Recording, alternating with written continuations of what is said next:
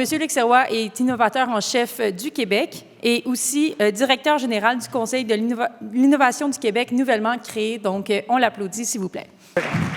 Alors, on commence avec ceci.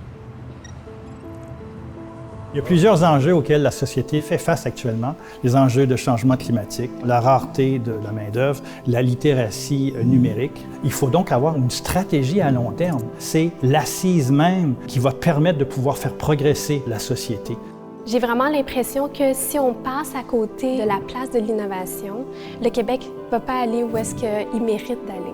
C'est correct d'essayer des nouvelles choses, d'innover. C'est correct de faire des erreurs, même de les encourager. Dis ta pensée, donne ton idée, soyons fous ensemble. Il y a toujours le dilemme entre les opérations de tous les jours et l'exploration de nouvelles idées. Aujourd'hui, ce qu'il faudrait pour créer un Québec innovant de demain, c'est laisser un peu plus de place à l'exploration. Il faut que des personnes différentes, avec des paradigmes différents, travaillent ensemble.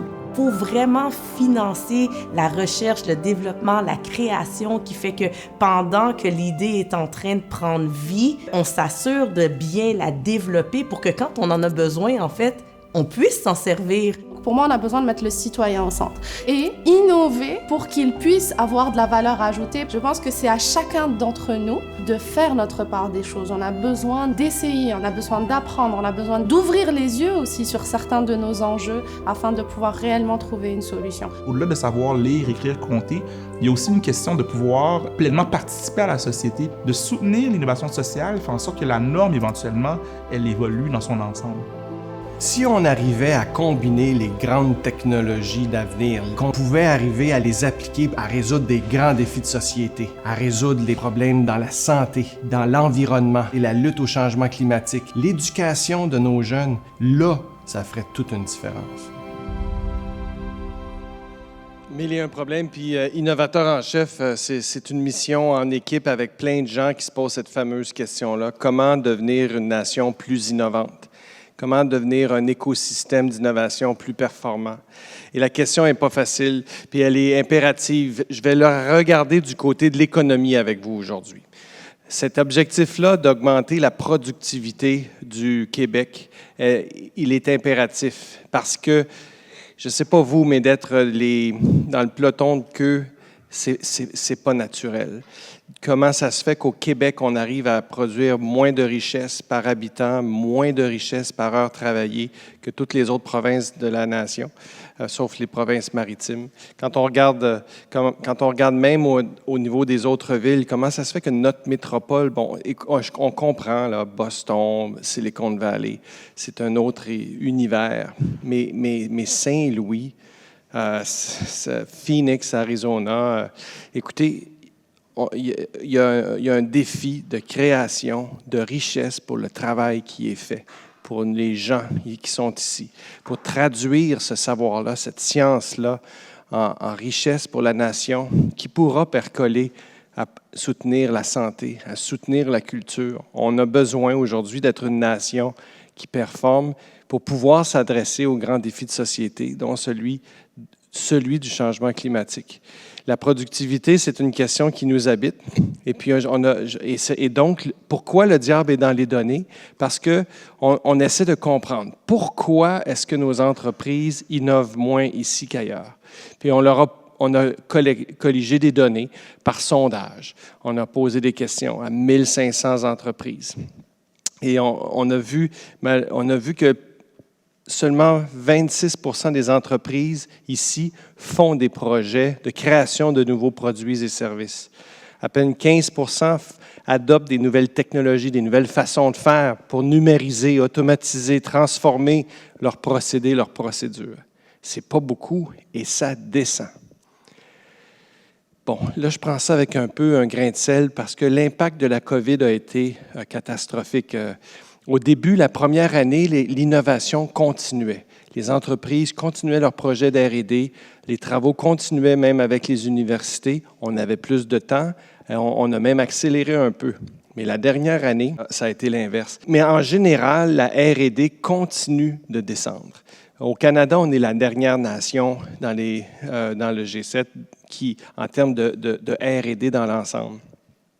On est chanceux au Québec. On est la province où on fait le plus de recherche et de développement par habitat, mais cette tendance-là de déclin, elle est au Québec comme ailleurs. Et si on regarde dans les données, pourquoi? C'est qu'est-ce qui compose le total de la R&D dans la nation ici? Bien, on peut voir que, bon, elle descend au Québec, elle monte en Colombie-Britannique, elle est composée de la recherche qui vient de l'enseignement supérieur, financement qui est provincial, financement du fédéral, financement provincial, les fondations et les entreprises. Et on voit que du côté de l'enseignement supérieur, on est en croissance. Les universités font plus d'efforts année après année pour augmenter la recherche. Les entreprises, c'est là que le bas blesse. Au niveau fédéral, on a eu une petite peur pendant quelques temps. Il y a eu un déclin marqué, mais un rebondissement dans les dernières années. Puis au niveau provincial, on va être au rendez-vous.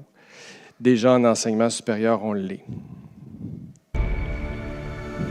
Si on ne contribue pas à la recherche, si on ne contribue pas en temps, en argent, en effort humain, si on ne contribue pas finalement à ce jardin de l'innovation, l'expertise des grands groupes, l'expertise de nos aînés peut-être, mais que les grandes entreprises, sous le leadership qui vient du haut, qu'on le veuille ou pas, ne contribuent pas à ce jardin de l'innovation, tu sais quoi? Il va s'assécher.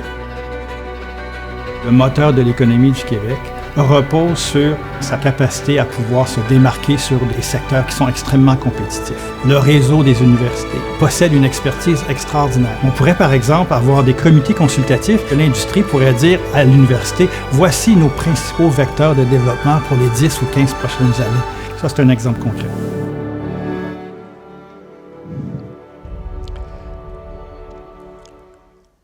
Au cours de l'automne, on a fait le tour du Québec. On a rencontré pas loin de 2000 intervenants au total, presque 4000 si on compte le grand rendez-vous au cours du printemps, la consultation, pour développer une nouvelle stratégie québécoise de recherche et d'innovation. Ça va être dévoilé dans quelques semaines. Et ce continuum-là de la recherche à l'application, à la commercialisation, à la mise en société des innovations sociales, des innovations technologiques, c'est vraiment ce spectre-là complet qui doit être développé, soutenu, et pas juste la recherche, évidemment. Alors, cette question-là de est-ce que le diable est dans les données? On se la pose, cette question-là. Dans l'industrie, dans la société, l'acceptabilité sociale de l'usage des données est souvent questionnée. Est-ce que c'est vraiment le diable qui est dans les données? Est-ce qu'il y a vraiment péril en la demeure? Dans ce cas-ci, je vais regarder avec vous les données dans le détail. La productivité descend, la R&D descend, mais regardons, et elle est plus basse au Québec que partout ailleurs, mais regardons dans les détails. C'est ce que veut accomplir le baromètre de l'innovation du Québec, qui va être lancé dans quelques semaines, puis pour laquelle vous avez ici, de façon privilégiée, un premier aperçu. Alors, l'idée d'abord, c'est de comprendre en termes de la productivité, si on regarde juste à l'échelle de la nation, on a un portrait qui est trop global. Il faut être capable de le diviser par secteur pour comprendre les sources, les causes racines, les variables sous-jacentes, aller même au niveau de la région, puis essayer de comprendre au niveau des données qu'est-ce qui est les causes racines, où est-ce qu'on est en arrière, où est-ce qu'on est en avant, où est-ce qu'on descend, où est-ce qu'on monte. Et d'être capable de faire ça, ça va nous donner l'intelligence d'agir au bon endroit. Il faut avoir le détail des données pour prendre les bonnes décisions dans les entreprises, mais même au niveau de la nation, pour être capable de prendre les bonnes actions, de faire les bons plans d'action. Ce n'est pas la même chose si on regarde la moyenne que si on regarde la situation précise dans chaque secteur, dans chaque région. C'est la même chose pour la R&D. Si la R&D descend dans son ensemble, chez quelles entreprises est-ce que ça monte? Chez quelles entreprises où est-ce que ça descend? Et chez quelles entreprises, comme l'entrepôt de Canadian Tire, où il s'en ne fera jamais de R&D, peu importe ce qu'on essaie de faire. Alors, c'est l'approche qu'on vise en termes du volet économique. Il y a plusieurs autres volets pour être capable de naviguer avec de l'intelligence et de ne pas être à l'aveugle. Et là, plongeons dans quelques exemples au niveau des données. Plongeons dans quelques exemples. Je vais vous donner pour voir si on est vraiment si mauvais dans tous les secteurs de l'économie. L'agriculture, le code SCIAN numéro 11, l'agriculture, les pêches, la foresterie et la chasse. Bon, c'est un peu préhistorique comme activité, là, mais bon. Alors, quand on regarde ça, au niveau de l'agriculture comme telle, la barre bleue, c'est le Québec, la barre verte, c'est l'Ontario. On voit qu'on n'est pas en retard. Au niveau de l'élevage, l'aquaculture, on voit qu'on est en avance. La foresterie aussi, les activités de soutien aussi. Alors, c'est un secteur où on voit que notre productivité, c'est sûr que par rapport à la Saskatchewan, où on récolte du blé avec un conducteur de tracteur pour des champs à plus finir de blé, la productivité, elle est maximale. Mais ailleurs, quand on regarde ce secteur-là au Québec, on se dit « Hey, on tient notre bout là, ici. Là. On n'est pas à la queue ici. Là. On est en quelque part d'intéressant. » Puis quand on regarde la tendance, en élevage en particulier, regardez ça, on est les premiers, on est en constante accélération. Fait qu'il y a des secteurs où il se passe des choses. Et là, la question, c'est quoi? Il faut comprendre pourquoi ici, il faut comprendre qu'est-ce qu'on peut faire et comment on l'a fait déjà sur le terrain, comment nos chercheurs ont arrivé à développer des technologies, des savoir-faire qui font une différence. Je vais vous raconter une couple d'histoires qui, moi, me fascinent infiniment, où on a justement développé l'agriculture, mais là, c'est le croisé ultime. C'est non seulement l'agriculture, mais c'est l'intelligence artificielle même. C'est une ferme de fraises, la ferme d'hiver qui est fondée non pas par un agriculteur, mais par un ingénieur en électronique et un data scientist. C'est fascinant. Ils ont développé une façon de faire croître des fraises qui ne goûtent pas le caoutchouc en plein hiver et qui n'ont pas besoin de venir de la Californie. On les écoute.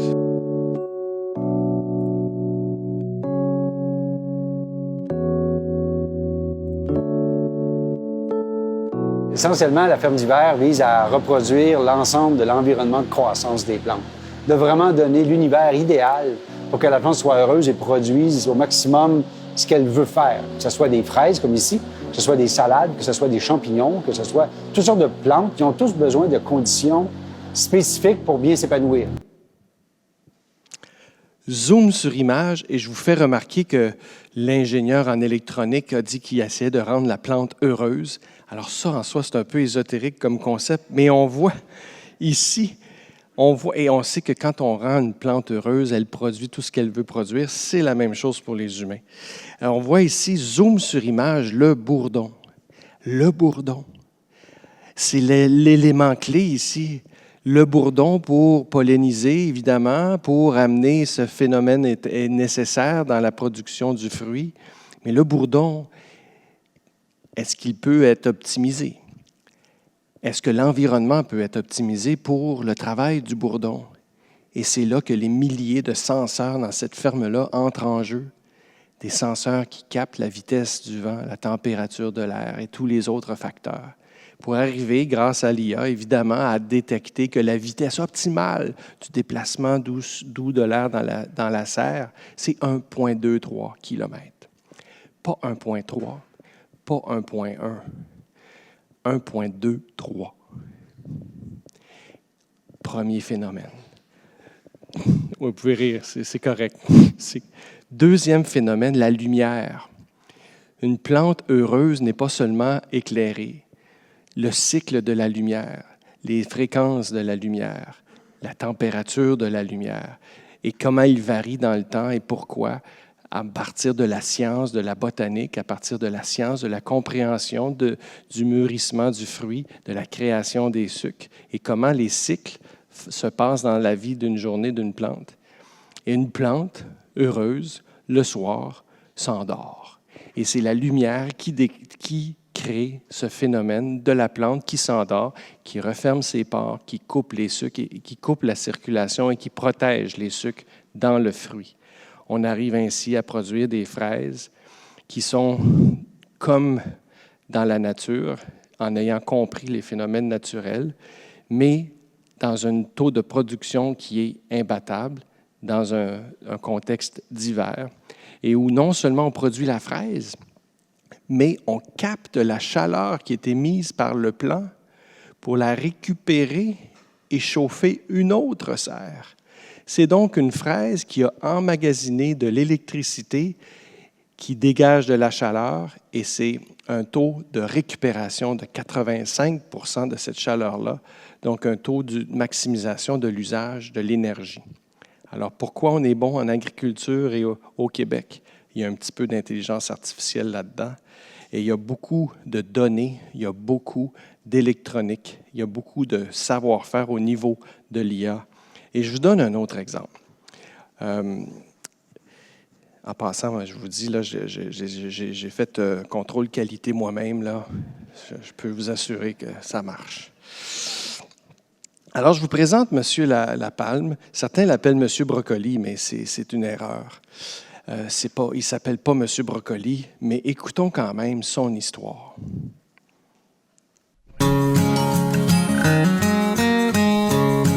Il y a un tout nouveau cueilleur dans les champs de brocolis des jardins Paul Cousineau.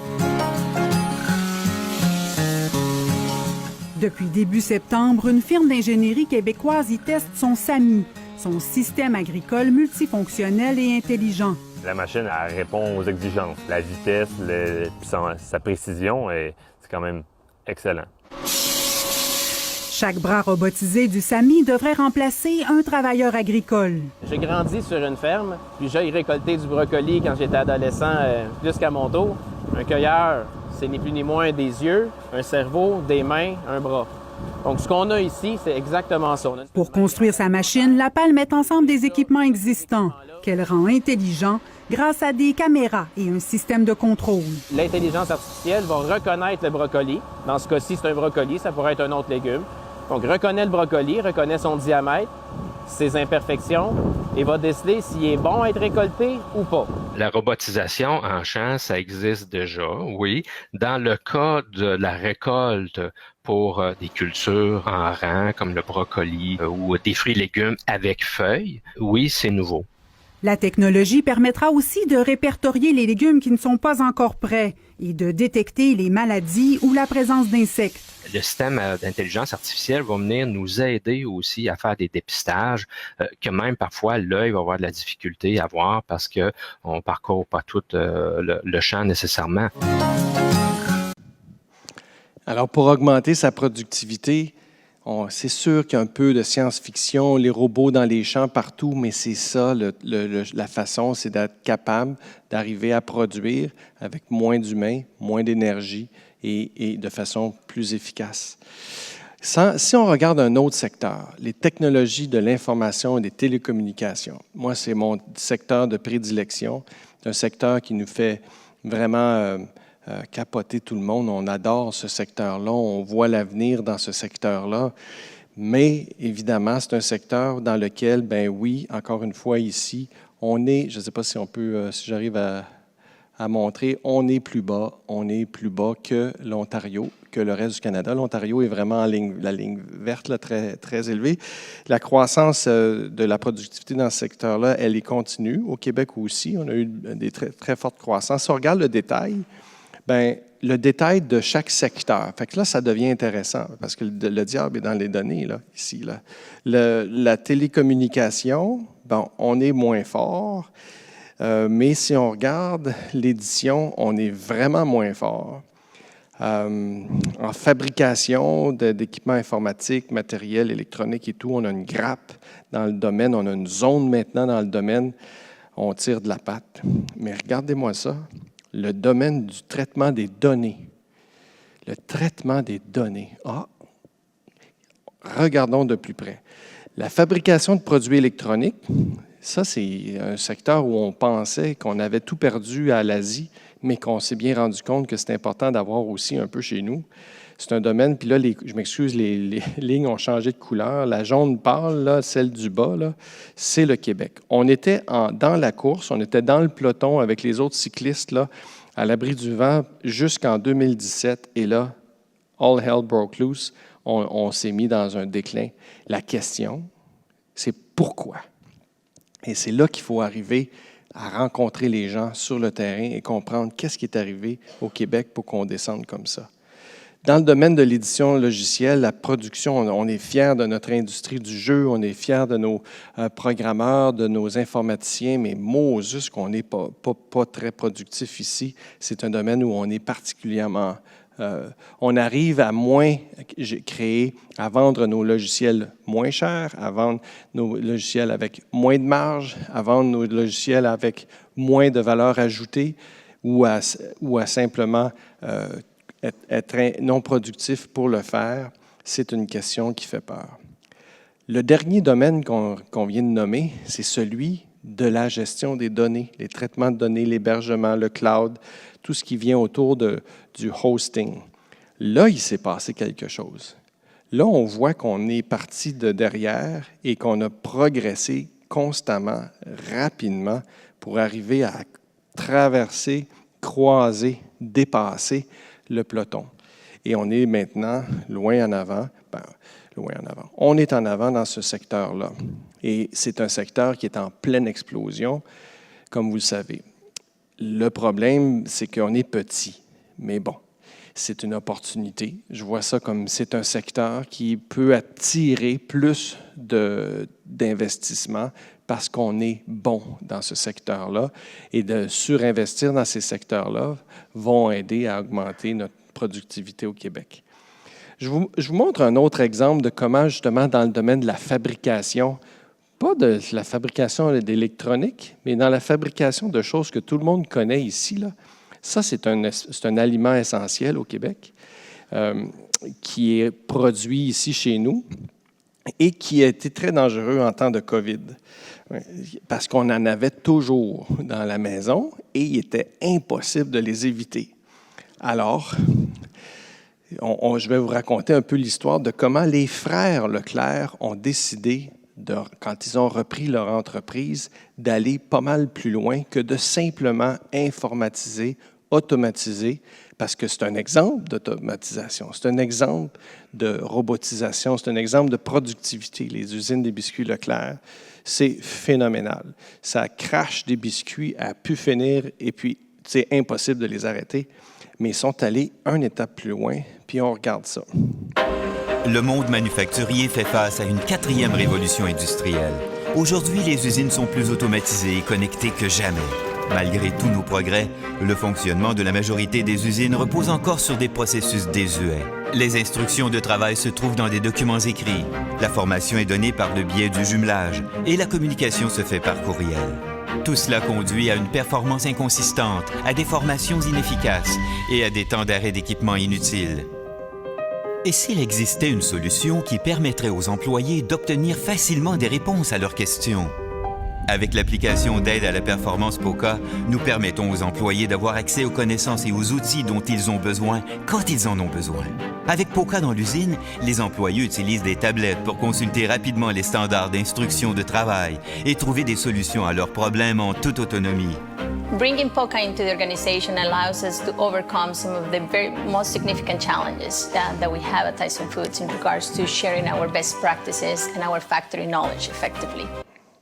On va arrêter là parce que, voyez-vous, là, non seulement ils ont automatisé leur production, mais ils captent le savoir des employés. Ils captent les informations sur la machine. Les plus jeunes, dans leur outil POCA, filment les plus vieux raconter comment déjammer la machine qui fait couler le chocolat et qui a fait des grumeaux. Ce savoir-là, il n'est pas dans les manuels, il est dans la tête de l'opérateur qui va prendre sa retraite le mois prochain. Et ce savoir-là, il est pas en données, il est en histoire, il est en récit, il est en langage naturel. Il est en images, il est en solutions, il est dans des courriels, il est partout. Ils arrivent à capter ça et le rendre disponible pour les autres, pour être capables d'être plus productifs. Et eux, en plus, l'ont fait d'une façon que votre innovateur en chef trouve fabuleuse, ils l'ont fait pour eux. Ils ont créé une spin-off, une start-up qui commercialise cette solution-là. POCA, c'est le nom de la start-up et du produit, qu'ils commercialisent, qui est financé avec du capital de risque et qui crée une immense nouvelle source de revenus pour l'entreprise, de l'exportation et engendrer de la productivité pour d'autres, des revenus de création de logiciels qui, espérons, vont être plus productifs que ceux de la moyenne. Alors, j'arrête là-dessus. C'était donc la question. Est-ce que le diable est dans les données? Qu'est-ce que vous en pensez? Je vous laisse sur un dernier vidéo.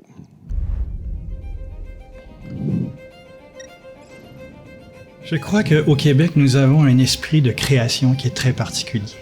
On a une façon de voir les choses et on a une liberté aussi d'agir qui fait que les gens ont une propension à créer, à aller en dehors des limites. Au Québec, on a une mine d'or bleue, on a un positionnement qui nous permet d'avoir un facteur d'attractivité pour des investissements de projets à travers le monde, non seulement pour son innovation, mais pour son caractère renouvelable. Et ça, on l'oublie, mais c'est unique, hein? Avoir autant d'entrepreneurs au Québec, ça crée des collaborations, des projets qui répondent à des besoins de société. Je pense que les enjeux majeurs vont être les enjeux climatiques, avec toutes les conséquences qui viennent avec. L'intelligence collective sera plus que jamais cruciale pour y répondre. L'innovation sociale est cruciale, l'innovation scientifique et technologique sont cruciales aussi, mais c'est le mariage de ces deux mondes-là qui va nous créer un Québec prospère.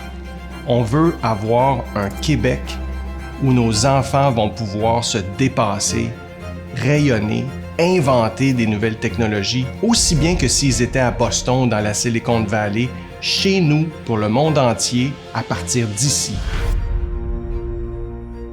Merci beaucoup tout le monde.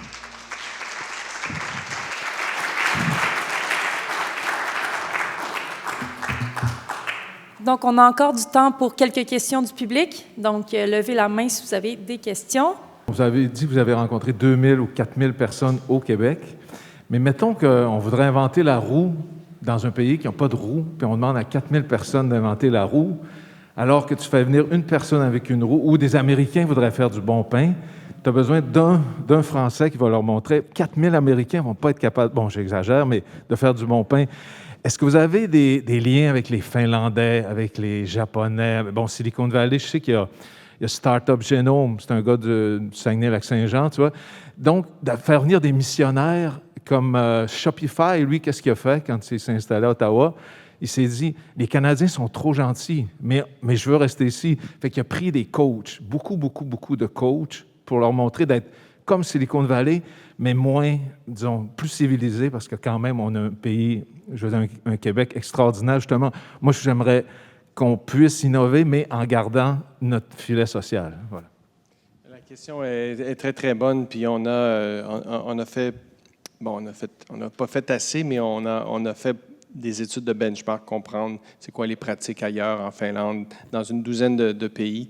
On est allé, on revient le mois passé, le ministre Rémi, notre scientifique en chef, le sous-ministre à l'économie et l'innovation, nous quatre, on est allés passer une semaine en Israël, poser les questions, rencontrer. Puis quand on voyage avec le ministre, c'est fantastique parce que les heures sont toutes bien remplies. On a vraiment la chance d'avoir des discussions franches derrière une porte fermée sur comment se font les choses puis comment se comparer. Est-ce qu'on a réussi à le faire? Je m'en vais en Norvège là, dans quelques semaines pour comprendre aussi, rencontrer les gens là-bas. Il y a plusieurs sources d'inspiration, en effet. Il y en a beaucoup qu'on pourrait implanter ici. Il y en a beaucoup qui ont été essayés aussi, mais il y en a beaucoup qui ne l'ont pas. Le modèle allemand, il y a une mission aussi qui s'en va dans le modèle allemand, comprendre plus en détail les Fraunhofer, leur travail avec les entreprises et ces approches-là. Fait qu'il y en a beaucoup à apprendre encore, en effet, oui. La tournée, en effet, ça n'a pas été tant sur les solutions que sur les problèmes. Là. Les questions qu'on posait, c'était quoi les irritants les plus grandes raisons de ne pas le faire, les plus grands défis, les plus grandes choses à attaquer. Au niveau des solutions, c'était plus faible. Puis ça, c'était... même quand on posait la question, même quand on se pose la question entre nous, bien, vous connaissez-vous des solutions qui marchent bien? Ça surprend beaucoup les gens. Les gens, ils pensent en termes de problèmes. Je ne sais pas, on a un petit fond de demander puis de s'attendre à ce que quelqu'un d'autre nous donne la réponse. Ça, c'est quelque chose à changer. Au niveau de la culture en Israël, là, laissez-moi vous dire là, que quand tu arrives à 18 ans puis tu te fais mettre une mitraillette dans le cou puis tu t'en vas faire ton service militaire, il y a comme des traits culturels très différents qui se développent. Pas très gentil. Merci beaucoup pour la question. Est-ce qu'on a d'autres questions? Bonjour, M. Sirois. On s'est connus à l'école d'été Mosaïque. Ben oui, ça fait plaisir de te revoir. Moi, je rêve d'imprimer une ville. C'est pas compliqué, c'est un petit projet. Oui, à Rivière-du-Loup. Oui, dans ce coin-là, oui, c'est ça intéressant. Oui, ça se développe je ne sais pas beaucoup. si le gouvernement peut... Vous savez, il y a les normes de construction. Tout est régi. Comment installer par le code du bâtiment existe. Puis, à l'heure actuelle, il existe des méthodes pour imprimer des maisons qui sont dans le monde. Il y en a au Texas, imprimer une maison, ça se fait en 24 heures. Puis, that's it, that's all. Puis... C'est un bon exemple. L'industrie de la construction, c'en est une qui est particulièrement réfractaire. Encadrée. Oui, ça tue beaucoup l'innovation, l'adoption de nouvelles technologies. Il y a un potentiel là, absolument. Puis quand on pose la question par sondage, justement, dans quel secteur est-ce que... on demandait aux dirigeants pourquoi vous ne faites pas de l'innovation, développer des nouvelles façons de faire, des nouveaux produits. Bien, en construction, c'était une des industries où ça sortait le plus fort, où les gens répondaient on n'en a pas besoin. Fait que là, il y a une question de... Ma fille s'est acheté une maison avec son copain, 330 000 $. Je disais, je t'en aurais fait une à 10 000 $, moi, là. Tu aurais dû m'attendre quelques années. Le Sirois va m'aider, puis on va imprimer des maisons à 10 000 ou 20 000 $ au Québec. Oui, c'est ça, avec un gros tube de ciment, d'un pâte à dents de ciment. Oui, donc, il y a beaucoup à faire dans ce domaine-là. Dans le domaine du BIM, la préfabrication, l'impression sur place, ou l'imbrication de modules, la fabrication à distance, l'intégration aussi des meilleures pratiques dans la mesure, dans l'efficacité énergétique, c'est un des secteurs où on doit absolument courber, faire descendre les gaz à effet de serre, puis c'est un secteur qui a beaucoup, beaucoup à faire. Oui. Puis à Rivière-du-Loup, ce qui est intéressant, c'est le projet de zone à Rivière-du-Loup. Il y a une entreprise, Premier Tech, qui est un leader régional qui exploite la tourbe, puis qui décline ça dans 1001 produits dérivés. Même dans les techniques de production, ils ont développé des nouvelles techniques pour ensacher ces produits-là, les distribuer, les vendre partout. Et non, eux aussi, c'est pas aussi sexy que de capter le savoir des employés, mais de comment ensacher de la tourbe, leur technique de production, ils la vendent à leurs compétiteurs. Ils sont très, très, très innovants dans un secteur très, très, très traditionnel à Rivière-du-Loup. Et ce faisant, toute cette prospérité-là, leur richesse, la richesse qu'ils créent, tous les emplois, les employés, ils financent la construction d'écoles, de garderies, de centres pour les personnes âgées, de centres communautaires, de vie culturelle localement. C'est exemplaire. Vous avez raison. Leur chiffre d'affaires dépasse le 1 milliard cette année. Ah oui, mon Dieu. Oui, c'est impressionnant. Et qui aurait dit que si on voulait prédire dans quel domaine investir pour être plus innovant comme société, il y a 10 ans, qui aurait dit qu'on aurait dû investir dans la tourbe? Parfait. Donc, ça va mettre fin à la période de questions. On donne une autre main d'applaudissement à M. Luc Sirois. Merci. Donc, juste avant de partir, je vais faire une petite synthèse de la conférence qui vient d'avoir lieu. Donc, M. Luc Sirois travaille... Écoutez attentivement, puis je vais prendre des notes. Oui, parfait. Comme moi, j'ai fait pendant ta conférence. Parce que je ne sais pas si vous saviez, mais on improvise ces synthèses-là. Hein, donc, c'est tout un défi. Hein. Donc, la grande question qu'on s'est posée, c'est est-ce que le diable se trouve dans les données? Parce que selon les données que M. Luc Sirois nous a montrées, le Québec, des fois, est en déclin dans les innovations technologiques et des fois est en avance sur certaines choses. Donc, par exemple, dans le domaine de l'élevage, de l'aquaculture et du traitement des données, le Québec, number one. Mais des fois, ça arrive qu'on soit en arrière et qu'on soit derrière les autres provinces. Et donc, c'est pour ça que M. Luc Sirois, avec son équipe, ont décidé d'avoir une nouvelle stratégie pour vraiment favoriser la recherche et l'investissement en innovation. Donc, comme il nous a dit, c'était un petit peu un peu un avant-garde puisque ce n'est pas sorti encore à ce que j'ai compris. Donc, c'est ce qu'on appelle le baromètre de l'innovation. Et le but ici, c'est vraiment pour augmenter la productivité et la recherche et le développement, c'est de prendre le Québec en entier et de développer et de séparer ça en secteurs ABC et en des sous-secteurs, vraiment pour comprendre la situation dans chacun des sous-domaines. Parce que, comme il l'a dit, sans les données, on ne peut pas avancer, on ne peut pas comprendre puis faire des changements. Donc, nous a donné des exemples d'innovations qui ont lieu au Québec. Donc, par exemple, la ferme d'hiver de fraises, qui, selon ses expériences, ont l'air très bonnes. Donc, le but ici, c'est de faire croire des fraises qui goûtent bonnes et qui sont locales. Et aussi, on a remarqué qu'il y avait un taux de récupération d'énergie. Donc, en plus d'être local et d'être des bonnes fraises, c'était aussi très bon pour la conservation de l'énergie. Et c'est quoi la place de l'intelligence artificielle dans tout ça? D'abord, c'est pour trouver des méthodes pour optimiser les services qui sont déjà offerts pour pouvoir justement permettre une plus grande innovation, puis pour vraiment essayer de rejoindre certaines autres provinces et même d'autres pays dans le monde. Il nous a donné aussi l'exemple de Célébration, la compagnie Leclerc, qui a pris des tablettes, qui a automatisé ses services et qui a pris vraiment le savoir de ses travailleurs, travailleuses pour agrémenter ces algorithmes-là. Parce qu'au final, la grande question, c'était pas vraiment est-ce qu'il y a le diable dans les données, mais plus pourquoi il y a un déclin dans la productivité et donc est-ce qu'il y a quelque chose de bizarre qui se trouve dans les données. Donc, c'est vraiment génial de voir qu'il y a des initiatives comme ça qui vont permettre que l'innovation au Québec devienne quelque chose de très grand. Donc, voilà, c'est terminé.